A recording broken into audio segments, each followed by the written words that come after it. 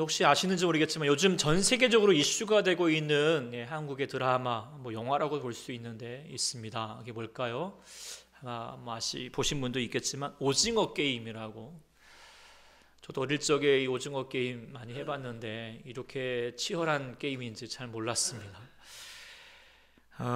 이 영화에서는 그처럼 이제 어릴 적 하였던 게임들, 오징어 게임도 있고, 무궁화 꽃이 피었습니다, 구슬치기, 딱지치기, 달고나 뽑기, 이런 것들이 있으면서 동화 같은 배경에서 이루어지지만 그곳에 함께하는 사람들은 삶의 막다른 골목에 있는 사람들. 그래서 이 처절한 생존의 게임들 속에서 이렇게 이루어지는 모습들을 보여주면서 겉보기는 화려하지만 실상은 냉혹하고 무자비한 현대 사회를 잘 풍자한 영화입니다. 목회자도 이제 이걸 좀 봐야 될 필요성이 있다라고 이렇게 얘기하니까 저도 좀 보기도 했지만 재미있다기보다는 왠지 마음이 씁쓸하고 아팠습니다. 하루아침에 정리해고된 노동자부터 외환 위기 속에서 좌절되어 버린 펀디맨이죠. 외국인 노동자, 탈북민들, 그들의 삶의 현실도 참 안타깝지만 그보다도 화나고 가슴 아픈 것은 뭐냐면 바로 악입니다. 악, 죄악이죠. 그런 약자들을 자신의 오락거리를 참기 위해서 게임판에 말처럼 다루고 있는 그 VIP라고 나오는 사람들의 모습도 악하지만 그보다는 그 약자들끼리 서로 속고 속이고 모함하고 뺏고 뺏기고 죽고 죽이는 그런 인간의 내면에 도사리고 있는 그 악이 거기서 정말 몸소리 칠도록 나오니까 정말 싫기도 하고 가슴 아프기도 했습니다. 그렇지 않아도 힘든 사람들끼리 왜 저렇게 힘들게 하는지, 왜 저래야 하는지, 물론 이제 드라마일 뿐이지만 그래도 참 속상했던 것이죠. 그러면서 뇌리에 스키는 생각이 우리 하나님께서 세상을 바라보는 마음이 꼭 이 마음이지 않을까라는 생각을 가져보게 되었습니다. 그러면서 하나님 생각하게 되니 괜히 눈물도 나고 죄송하기도 하고 세상을 향하여서 중보하게 되는 기도도 하게 되었습니다. 우리는 요즘 이제 욥기서를 묵상하고 있죠. 욥의 고난을 이렇게 묘사하고 있는 초반에 그 1장과 2장의 내용들을 지나쳐서부터서는 이제 욥과 그의 친구들이 대화하는 장들로 계속 나아가고 있습니다. 근데 우리가 읽고 묵상하기에 참 진부하죠. 말싸움 같습니다. 그런데도 왜 하나님은 우리들을 이들의 대화 속에서 우리를 초대하고 계실까? 왜 묵상하게 하실까라는 한 생각을 가져보게 됩니다. 제가 요즘 오징어 게임을 보면서 이제 기본적으로 가지게 되는 생각은 무엇이냐면 나는 저 정도까지는 아니다. 저 사람들과 좀 다르다. 그래도 저 정도는 악하지 않지. 그렇게 도덕적 우월 의식을 품고 있는 거죠. 그럴 수도 있잖아요.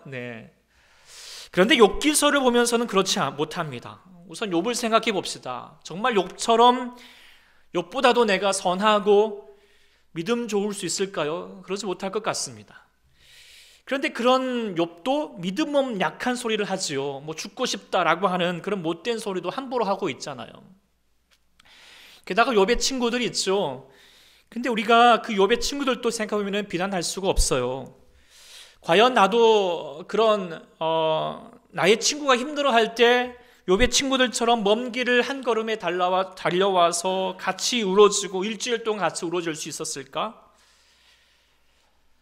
저도 그러지 못할 것 같고, 또한 그들이 전하고자 하는 말들이 또 내가 전할 수 있는 말과 얼마나 다를 수 있을까 생각하게 되면 욥의 친구들도 결코 비난할 수가 없는 거죠.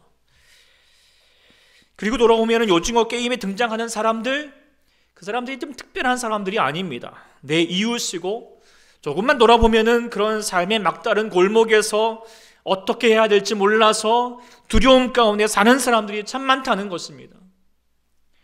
그런데 사단 마귀는 그런 사람들을 가만두지 않죠. 우는 사자처럼 삼킬자를 찾다가 삶의 고통 가운데 있는 사람들에게, 삶의 약점 가운데 있는 사람들을 더욱 공격하여서 절망하게 만들고 원망하게 만들고 세상의 것에 집착하게 만들고 헛된 욕심과 욕망에 빠져들어서 결국에는 멸망의 삶으로 짓밟게 하는 것입니다. 이것이 우리 이웃의 현실이라는 것을 우리가 깨닫게 됩니다. 그런데 하나님은 무엇인가? 그런 세상의 드라마를 보듯이 그냥 구경하고 있듯이 보지 말라는 것입니다. 그리스도인은 오직것 게임도 그대로 볼 수가 없는 거예요. 욥기서도 그냥 볼 수가 없다는 것입니다.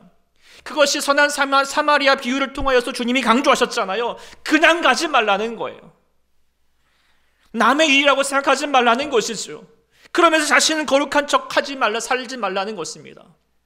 주님은 우리에게 끊임없이 말씀하십니다. 너도 이와 같이 하라. 너도 이와 같이 하라. 오징어 게임도 그리고 또 욥기도 그저 남 얘기가 아닙니다. 우리는 구경꾼으로 시청자로 있는 것이 아니잖아요. 하나님은 그 현장에 들어가기를 원하십니다. 아픔과 어둠과 고통 속에서 사는 사람들을 치료하고 돌보고 위로하라고 말씀하십니다. 그게 그리스도인 우리의 삶이라는 것이죠. 그런데 우리가 어떻게 할까? 이게 쉽지가 않습니다. 만만치가 않습니다. 물론 이를 위해서 물질도 필요하고 또 사람들의 도움도 필요하겠지요. 그런데 가장 필요하고 또한 가장 조심해야 될 게 무엇일까요? 그리고 이것 때문에 위로받을 수도 있지만 또 고통 가운데 더 고통을 줄 수도 있고요. 이것 때문에 살릴 수도 있지만 죽일 수도 있습니다. 이게 뭘까요? 바로 말입니다. 말. 우리가 행할 수 있는 말이잖아요. 그래서 말의 지혜가 필요하다는 것을 특별히 욥기서를 보면서 우리가 더 많이 깨닫게 되지 않습니까? 그래서 하나님께서 우리에게 고통당하는 자, 우리 주위에 많이 있는데, 오징어 게임처럼 이렇게 극한 현실 가운데 있는 사람들이 많이 있는데 너 어떻게 위로할래? 어떻게 하나님 마음을 전해줄 수 있을래? 그렇게 오늘 이 욥기서를 통하여서 우리 가운데 묵상하게 하신 줄 믿습니다. 이번 주에도 우리 이제 연순의 가정 정말 큰 일을 겪으셨죠. 힘든 일 겪으셨죠. 갑자기 사랑하는 어머니를 여의게 되었으니 이보다도 힘든 일이 어디 있겠습니까?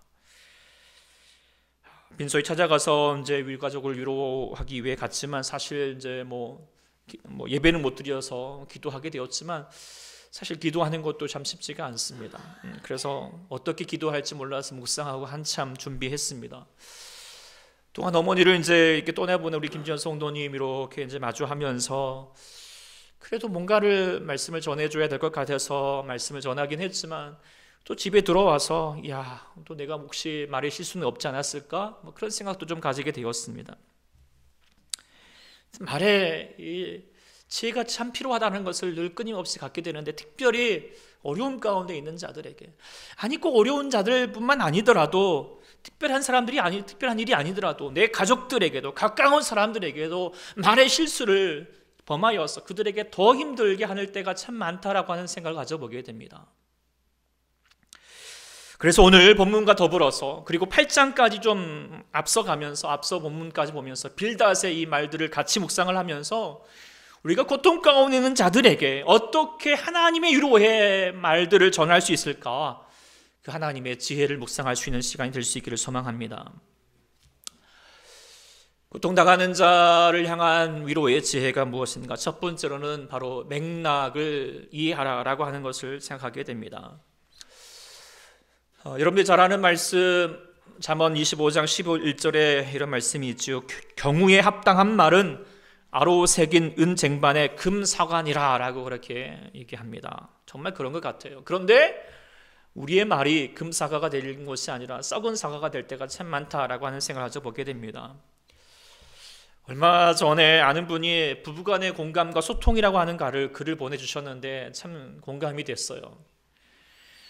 아내가 이제 TV를 보면서 와 목도리 참 너무 예쁘다 하고 또 식사를 하면서 참 아까 나갔다가 목도리가 봤는데 너무 예쁘더라 라고 그렇게 얘기하면서 여러 번 암시를 줬는데 정작 아내 생일날에 남편은 목도리가 아니라 향수를 사오는 것입니다. 네. 이런 일들이 겪으셨죠? 네. 왜 이런 불통이 생길까요? 남자와 여자의 언어가 다르기 때문이라고 합니다. 남자는 사실만을 얘기하고요, 여자는 공감을 이야기합니다. 남자는 직접 화법을 사용하지만 여자는 간접 화법을 사용하죠. 돌돌 말려 돌아가면서 이야기를 하죠. 남자는 문제 해결을 위해서 말을 하지만 여자는 마음이 후련해지기 위해서 말을 하죠. 그래서 아내가 화가 나가지고 이렇게 소리를 지릅니다. 당신 한 번이라도 집안일 도와준 적 있어? 이렇게 얘기하면 이 말의 뜻이 뭐죠? 혼자는 힘드니까 좀 함께 하자고, 당신의 도움이 필요하다라는 감정을 후련해지기 위해서 얘기하는 건데, 남편의 방점은 어디에 찍힐까요? 한 번이라고 하는 말에 찍혀요. 그리고 감정이 상해가지고 대받아치는 거예요. 내가 한 번만 했다고? 내가 지난달에 한 것은 무엇인데? 막 말하면서 아내의 마음을 아랑곳 것도 없이 한 번 했냐, 두 번 했냐라고 하면서 기나긴 싸움을 이제 들어가게 되는 것이죠. 저도 남자이지만 참 정말 쉽지 않습니다. 그래도 제가 세 분의 여자분들을 이제 모시고 살다 보니까 어느 정도 이 말의 해석력은 좀 생기긴 했는데, 그래도 지금도 참 어려운 것 같습니다. 근데 왜 그런가? 우리가 돌아보면 경우에 합당한 말, 그리고 또 잘 알기 위해서는 그 맥락을 읽을 줄 알아야 된다라고 하는 것입니다. 그렇지 않으면 엉뚱한 해석을 하고 또 소위 오해하게 되는 일들이 생긴다는 것이죠. 우리의 오가는 말 가운데도 그렇지만 성경 말씀도 마찬가지죠. 우리가 욥기서에서 가장 사람들이 좋아하고 또 식당 가면 뭐 이렇게 걸려있는 말씀이 있잖아요. 이게 뭐죠? 내 시작은 미약하였으나 내 나중은 심히 창대하리라. 이 구절만 보면 정말 은혜가 되는 말씀이죠. 정말 귀한 말씀 같죠. 그런데 맥락을 따져보면 전혀 그런 말이 아니잖아요. 이번 주에 여러분 묵상했으면 알겠지만 이거는 고통 중에 있는 욥에게 비수를 꽂는 말이잖아요. 축복의 메시지가 아니에요. 네. 그래서 우리가 하나님 말씀도 하나님께서 전하고자 하는 맥락에서 새겨드려야 됩니다. 왜 하나님께서 이 말씀을 하셨는지 그 뜻을 헤아려야 하는 것이죠. 그런데 우리가 때로는 많은 경우에 내가 좋아하는 말, 내가 필요로 하는 말, 나의 맥락에서 그저 내가 하나님 말씀 편취할 때가 많습니다. 이것은 상당히 위험한 태도라고 하는 것을 우리가 유념해야 할 것입니다. 오늘 본문 2절에 보면은 욥이 빌다댓에게 대답을 합니다. 진실로 이 일이 그런 줄 알거니와 인생이 어찌 하나님 앞에서 의로우라라고 그렇게 얘기하고 있습니다. 여기서 말하는 이 일이라고 하는 것은 빌다뿐만 아니라 그에 앞서서 엘리바스가 말했던 인생이 하나님 앞에서 의롭지 못하다라고 하는 말이거든요. 그러니까 그것에 대해서 엘리바스는 자신의 개인적으로 체험한 환상을 본 걸 가지고 이제 이렇게 주장을 하였고, 두 번째 친구였던 빌닷은 그가 자신이 오랫동안 터득하였고 배웠던 전통과 신학적인 지식을 가지고 주장을 하는 것입니다. 그래서 인생은 하나님 앞에서 의롭지 못하다, 죄인이다, 욥 너도 죄인이다 라고 그렇게 주장하고 있는 것입니다. 옳은 말이죠. 옳은 말입니다. 근데 욥은 이런 말에 대해서 다음과 같이 호소하는 거예요. 그 옳은 말이 뭐예요? 어찌 그리 고통스러운 거라는 것입니다. 옳은 말이지만 자신의 맥락에서는 뭡니까? 고통스러울 수밖에 없다는 것입니다. 그러면서 욥이 하소연했던 말이 정말 와닿잖아요.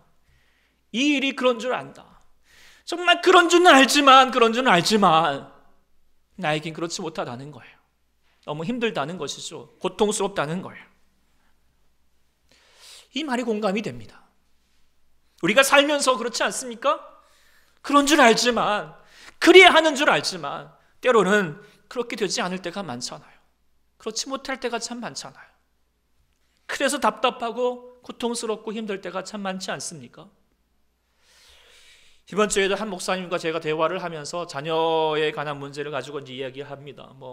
큰 일은 아닌데 어쨌든 우리 아이들도 보고 있으니까 그냥 그런 일이에요. 어쨌든 이렇게 답답하면서 이제 이렇게 어려운 바를 호소하고 있는데, 목사님도 이야기를 딱 듣더니 이제 또 그분도 이야기를 하는데 그저 그런 얘기 하는 거예요. 아유, 얘들이 다 그래요. 조금만 좀 참아보세요. 괜찮아질 거예요. 이렇게 얘기하는데요. 그 목사님 재원에 이렇게 위로가 되기보다도 다시 되묻고 싶어요. 네, 저도 그런 줄 알아요. 그런데 그렇게 안 되니까. 제가 남의 자식들에게는 그런 말을 하지만 제 자식에게는 그렇게 안 되더라고요. 이렇게 호소할 수밖에 없는 것입니다. 우리 고통 가운데 있는 사람에게 조심해야 될 말이 있다면 그것은 그런 말이에요. 그런 말, 뻔한 말. 특히 남자분들이 조심해야 되잖아요. 뭔가 해답을 주려고 하는 말. 그리고 또 신앙의 연조가 있는 분들도 조심해야 됩니다. 저도 마찬가지인 것 같습니다. 어떤 분들이 가끔 보면 기도 제목을 얘기하고 힘든 것들, 어려운 것들 막 얘기하고 있으면 거기다가 조언을 합니다. 그렇게 하면 안 된다고 막 그러면서 기도하라고 막. 도움이 안 돼요. 그분이 몰라서 그럴까요? 그런 줄 알지만 그럴 수 있는 힘이 없기 때문에, 마음의 여유가 없기 때문에 그러지 못하고 있을 뿐이니까요. 그래서 고통 가운데 있는 사람에게 우리가 정말 반대로 힘이 되는 말이 있어요. 어떤 말이냐? 그렇구나 라고 하는 말이에요. 같은 말 같지만 다른 말입니다. 그렇구나. 그랬군요. 그러셨군요. 그래서 힘드셨군요. 어려우셨군요. 그 아프고 힘든 현실을 이해해 주는 말이에요. 그의 맥락에 집어주는 것이고 그의 맥락을 이해해 주는 말이죠. 참여하는 말이에요. 사람은요, 사람의 자신의 삶의 맥락을 이해해 주고 함께 해주고 공감해 줄 때 비로소 마음이 열리고요, 마음의 힘을 얻기 시작한다는 것입니다. 그래서 우리는 그의 이야기를 들어야 합니다. 경청해야 됩니다. 욥이 6장 28절의 말씀을 제가 묵상하면서 참 가슴 아프게 들렸어요. 이제 내가 원하건대 너희는 내게로 얼굴 좀 돌려달라. 내가 너희에게 좀 거짓말하지 않고 대면하여서 좀 이야기할 수 있지 않겠느냐. 그러니까 좀 첫마디 옳은 말보다도 그저 말없이 자신의 얼굴 좀 봐달라는 거예요. 자신의 이야기 좀 들어달라는 거예요. 자신의 맥락을 살펴봐달라는 것이죠. 그게 힘이 될 거니까. 사랑하는 우리 모두에게도 이런 우리 말의 지혜가 있기를 소망합니다. 그런 줄 알지만 그러지 못하는 고통 가운데 있는 자들에게 그런 말, 뻔한 말 말하기보다도, 옳은 말만 하기보다도 조용히 들으면서 우는 자들과 함께 울면서 그의 삶의 맥락으로 동참해 줄 수 있고 공감해 줄 수 있는 지혜가 있기를 간절히 소망합니다. 두 번째로 고통당하는 자에게 위로의 지혜가 무엇인가? 그것은 하나님의 정의를 속단하지 말라는 것을 본문을 통하여서 깨닫게 됩니다. 본문 2절에 인생이 어떻게 하나님께 의로울 수 있느냐라고 말하면서 3절 이하로 얘기하는데, 제가 조금 더 쉽게 이해하기 위해서 표준 세번역으로 말해보고 싶습니다. 하나님이 어떻게 하나님 앞에서 의롭다고 주장할 수 있겠느냐?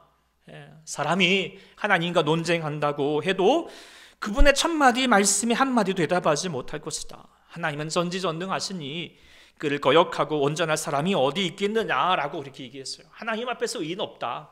하나님 앞에 서 있으면, 그 앞에 서 있으면 다 그 앞에서 벌 받을 수밖에 없는 죄인이다라고 하는 것을 얘기해 주고 있어요. 그런데 이 말이 지금 욥이 얘기하고 있는 것이, 그래 우리 다 죄인이지, 그 벌 내가 잘게 받을 수밖에 없는 거지 라고 얘기하는 것이 아니라, 그래 하나님 다 죄인이라고 말하면 그렇지, 그 고통을 받을 수밖에 없는 것이냐 라고 말하면서 절규하고 있는 내용이거든요. 왜 지금 이렇게 욥이 절규하듯이 이야기하고 있느냐? 그것은 빌닷이 앞에서 자신의 고통을 하나님의 공의를 들먹이면서 매몰차게 진단하고 있기 때문이었거든요.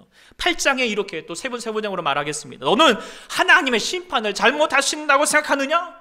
전능하신 하나님께서, 그분께서 공의를 거짓으로 판단하신다고 생각하느냐? 그러면서 뒤에 뭐라고 말하냐면, 내 자식들이 주께 죄를 지었으면 주께서 그를 벌하는 것이 마땅한 것이 아니냐라고 그렇게 얘기하고 있습니다. 자신뿐만 아니라 욥의 자식들도 하루아침에 죽은 것이 무엇 때문이냐? 결국 죄를 지었기 때문이라고 그렇게 얘기하고 있는 거예요. 그래서 하나님 벌 내리신 거라고, 그것이 하나님의 정의라고 표현하고 있습니다. 옳은 말일 수도 있겠지만, 그러나 이 말만큼 욥에게는 잔인한 말은 없잖아요. 그리고 결코 옳은 말은 아닙니다. 지금 빌닷이 질맛이 가지고 있는 신학은 뭐냐면, 삶의 진단을 현재의 현상을 보고 결과론적으로 너무 쉽게 결론 지어버리는 우를 범하고 있습니다. 인과응보, 권선징악, 선하게 하면 하나님이 지금 잘되게 하고, 너 하나님 앞에 잘못 살고 있으면 벌 내리신다. 근데 이걸 뒤집어가지고 너 지금 잘 살고 있으면 뭐해요? 하나님 앞에 잘 살고 있는 것이고, 너 못 살고 있으면 뭐해요? 하나님이 벌 주시는 것이다 라고 해석하고 있는 것이죠. 그래서 이원론적으로 구분하고 있습니다. 그런데 정말 이렇게 세상을 판단하고 있으면 어떻게 되냐면 정말 세상은 오징어 게임이 됩니다. 세상의 실패자는 뭐예요? 다 자기 잘못이에요. 벌 받을 짓을 했기 때문에 그렇게 고통당하는 것이죠. 그 반대로 세상에 잘난 사람은 뭐예요? 하나님 자신들이 하나님께 잘했기 때문이라고 말할 수 있겠죠. 그러니까 어떻게 돼요? 어떻게 해서든지 성공해야 됩니다. 1등이 되어야 인정받을 수밖에 없어요. 그래서 빌닷의 신학은 야국강식의 세상을 정당화시키는 것이고 더 치열한 싸움을 싸우게 할 뿐이라는 거예요. 신학이 악한 세상을 만들게 할 수 있다는 것을 보여주고 있어요. 실제로도요, 유대인 학살을 저질렀던 그 나치의 신학이 바로 이 신학이었어요. 제가 예전에 인도의 쓰나미 현장에 가서 제가 봉사활동을 한 적이 있는데, 그런데 그때에도 많은 한국에서 적지 않은 목회자들이 설교하면서 말하기를, 저 인도네시아 사람들이 죽은 것은 뭐 때문이냐, 저 교회를 핍박했기 때문에 하나님 벌 내리신 거라고 그렇게 얘기를 하더라고요. 그런데 그렇다면 제가 벌받을 그 인간들을 향하여서 우리가 같이 이렇게 살리고 있는 우리들은 하나님께 지금 반항하고 있는 거야. 이렇게 해석할 수밖에 없잖아요.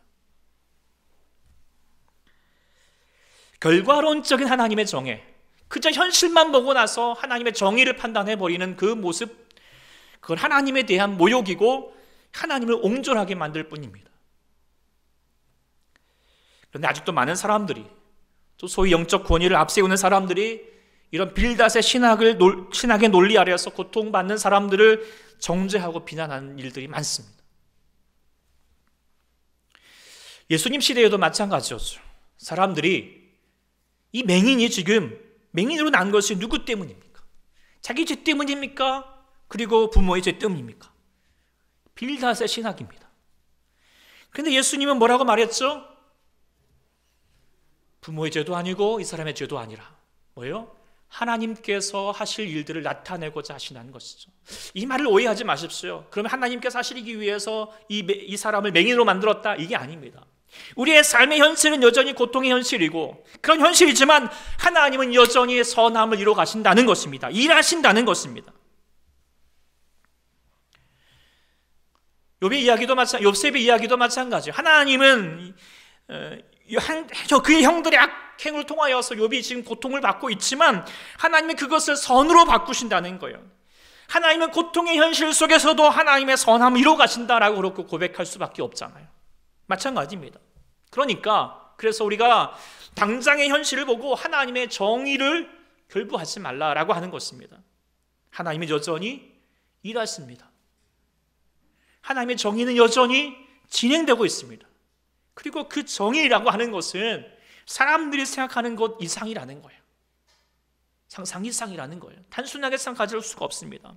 제가 이번 설교를 준비하면서 오랜만에 톰 라이트의 악의 문제와 하나님의 정의라는 책을 다시 보게 되었는데, 그것에서 중요한 내용을 언급하고 있는데, 그 중에서 성경에서 하나님의 정의를 가장 강조하는 것이 어디냐면 제2 이사야라고 여기는 이사야 40장부터 66장까지 내용입니다. 거기서 많이 나오는데, 이제 그럴 수밖에 없어요. 왜냐하면 지금 이스라엘 백성들이, 그리고 유대인들이 지금 포로로 잡혀갔어요. 그런데 잡혀가서 보니까 저 나쁜 사람들은, 지금 바벨론 사람들은 승승장구하고 있는데 우리 하나님 백성은 사람들은 왜 거기 고통 가운데 있는가? 하나님은 과연 지금 살아계시는가? 하나님은 과연 정의로우신가? 질문할 수밖에 없어요. 그러니까 정의에 대한 얘기를 나오시는 거예요. 그리고 하나님이 지금 이사야 40장부터 그 고통 가운데 있는 자들 향하여서 응답하시는 내용이거든요. 뭐라고 응답을 하시는가? 위로하시는가? 40장 1장부터 말해요. 너희 하나님이 이르시되 너희는 위로하라. 내 백성을 위로하라. 우리 하나님은 고통 가운데 있는 자들 향하여서 위로하시겠다는 거예요. 그러면서 위로하시기 위해서 계속하여서 하나님께서 말씀하셨던 내용이 뭐냐면, 내가 한 종을 보내겠다. 한 종을 너희를 위로하기 위해서 보내겠다. 자, 사람들이 기대할 수 있는, 위로가 될 수 있는 종의 모습은 무엇일까요? 뭔가 좀 능력이 많고 힘도 세고 싸움도 잘해가지고 저 나쁜 바벨론들을 다 무찔리고 우리가 그토록 꿈꾸었던 다윗의 그 왕성한 나라를 회복하는 것이다라고 생각할 수 있겠죠. 그것이 하나님의 정의라고 말할 수 있을 거예요. 그렇게 기대했겠죠.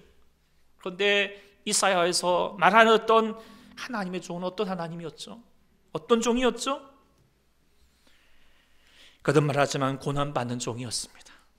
사람들에게 멸시를 받고 사람들에게 버림을 받고 질고를 간고를 많이 겪은 자라고 고난받는 종이라고 얘기했어요. 도저히 이해할 수가 없는 거예요. 어떻게 이것이 하나님의 정의냐라고 그렇게 반문할 수밖에 없는 것이죠.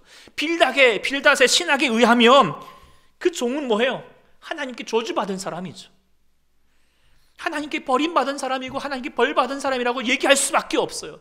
그런데 그 종이 우리를 위로하는 종이라고요. 그런데 그 하나님의 종이었던 예수님, 바로 그 예수님이 이 빌닷의 신학을 완전히 뒤엎어 버렸습니다. 저주라고 여겨졌던 나무에 달려서 죽으심으로 우리의 고통과 죄와 사망을 이기게 하시는 놀라운 반전을 이루게 하셨습니다. 이게 우리 주님께서 우리에게 행하신 하나님의 위로하심이고 하나님의 정의였다라고 하는 것을 기억하십시오. 그러면 어떻게 되는가? 이제 더 이상 고통이 저주라고 말할 수 없습니다. 십자가 아래서는 더 이상 약함이 아닙니다. 약할 때 어떻게 되죠? 더 강합니다.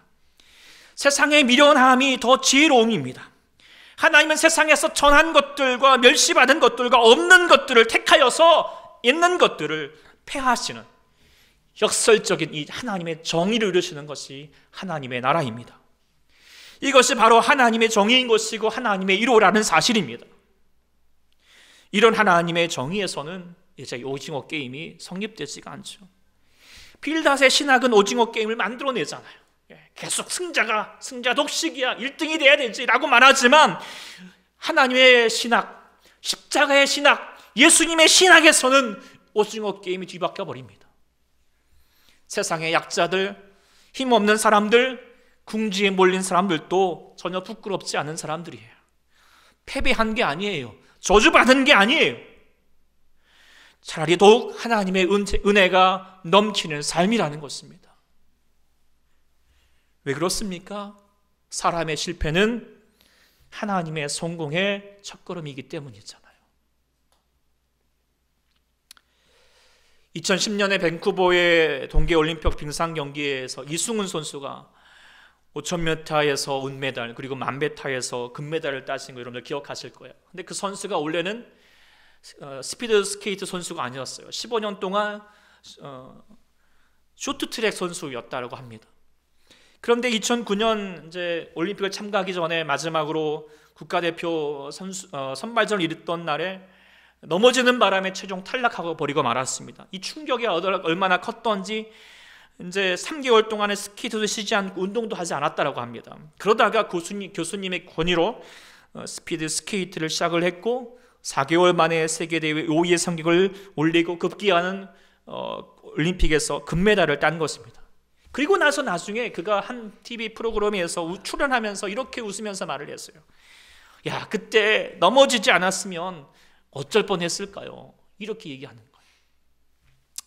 이 인터뷰 내용을 보면서 한 목사님이 이제 이런 얘기를 했어요. 한 책이 이렇게 나와서 제가 보게 되었는데, 저도 돌아보면 그때 실패하지 않았더라면, 그때 아프지 않았더라면 어쩔 뻔했을까라는 생각하게 됩니다. 왜냐하면 제가 지금 쓰임 받고 있는 모든 자원들은 다 실패와 고난에서 왔기 때문입니다. 라고 고백하고 있더라고요. 저도 이 말에 참 의미가 있고 공감이 되는 말이 됩니다. 저도 그렇습니다. 저도 십자가의 복음을 알기 전에는요, 빌닷의 신학으로만 예수 믿었을 때에는요, 가난이 부끄럽고요, 하나님께 원망이 되었어요. 그런데요, 지금도 가난했던 게, 지금은 가난했던 게, 그리고 지금도 가난할 수 있는 것이 하나님께 감사가 되는 거예요. 제가 예전에 청년 시절에 많이 방황하고 하나님께 참 못된 짓 많이 했거든요. 그러면서 청년 시절을 다 잃어버린 것 같았는데 지금 돌아보면은 그 시절을 통하여서 다시 교회 공동체의 소중함, 하나님의 복음을 다시 한번 회복하게 되었고, 또 성도들의 신앙의 갈등도 제가 이해할 수 있게 된다라고 하는 것을 생각하게 됩니다. 우리의 어려움들, 우리의 아픔들, 우리의 실패들 결코 우리의 함부로 우리의 현상으로만 판단할 수 없다는 것이죠. 하나님 안에 있으면, 예수 그리스도의 십자가 그늘 안에 있으면 그것은 우리에게 귀한 보석과 같은 시간이 될 거라고 우리는 확신하게 됩니다. 그 마음으로 우리 다시 한번 위로하고 하나님의 고통받는 자들을 바라볼 수 있기를 소망합니다. 오징어 게임 마지막 부분에 이제 게임의 설계자였던 사람이 이제 주인공에게 질문을 해요. 네. 아직도 사람을 믿느냐고. 아직도 사람을 믿느냐고. 영화 내내 뭐 사람은 믿을 수 없는 존재라는 것을 절실하게 다 보여주고 나서 여가 말기에는 그래도 좀 사람을 믿을 만한 존재이지 않을까? 그런 실만의 여지를 좀 이렇게 남겨주면서 영화를 마감을 하는데요. 만일에 그 사람이 아침에 그 사람은 이제 악으로 상징될 수 있는 사람이 있거든요. 사람이 여러분에게 다시 질문할 거예요. 아직도 당신은 사람을 믿느냐고. 네? 사람을 믿느냐고. 뭐라고 대답했을래요? 우리 이렇게 대답할 수 있을 거예요. 사람은 믿을 수 없지만 나는 예수님을 믿습니다. 그리고 그렇기 때문에 당신에게도 소망을 가질 수 있습니다. 저는 이 대답이 우리가 고통받는 자에게, 또 어둠 가운데 있는 자들에게 가장 전할 수 있는 위로의 메시지이고, 이 지옥 같은 세상의 소망의 메시지가 되는 줄 믿습니다. 사랑하는 여러분들도 오징어 게임과 같은 세상에 살다 보니까 때로는 삶이 실패된 것 같고 또 참 힘든 아픔을 겪고 계십니까? 그러나 주 안에 있는 여러분들 결코 실패하지 않습니다. 아픔이 아픔만으로 끝나지 않을 것입니다. 그 아픔만큼 성숙한 기쁨을 이뤄내실 것입니다. 무엇보다도 고난은 하나님을 뚜렷하게 더 만나게 할 것입니다. 십자가의 예수님을 만나는 은혜를 얻을 것입니다. 그 하나님, 그 예수님을 만날 수 있다면 우리는 여러분이 상상할 수 있는 그 이상의 놀라운 보물을 얻는 것이죠. 세상, 부귀, 영화, 만족, 그 모든 것과 비교할 수 없을 만큼 놀라우신 은혜를 얻는 것이겠죠. 그러니 그 믿음으로, 하나님을 만나는 그 기대감으로 이 땅에 이룬의 삶 살아가는 동안의 아픔과 어려움들을 다시 한번 속에서 위로받으시고 힘 얻으시고 삶의 간증을 만들어 가실 수 있기를 소망합니다.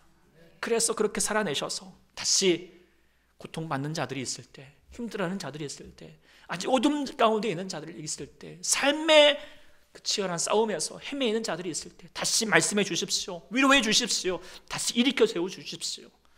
하나님의 사람이 될 수 있기를 간절히 소망합니다.